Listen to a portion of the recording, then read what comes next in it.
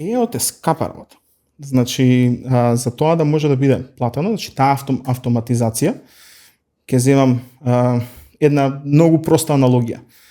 За да може да си приуштиш возило технолошко advanced возило, треба да платиш во моментот 20.000 евра.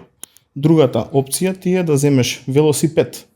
И сега ако велосипедот е технологијата што е постара и која што врши работа да те пренесе до некое следно ниво, автоматизацијата што ја дава возилото не мора да биде BMW, не мора да биде Volkswagen, нека биде возило, е тоа кој што сега е отскок на технологија. И сега отскокот на технологија е скап и за да биде соодветно платен, си кошта многу.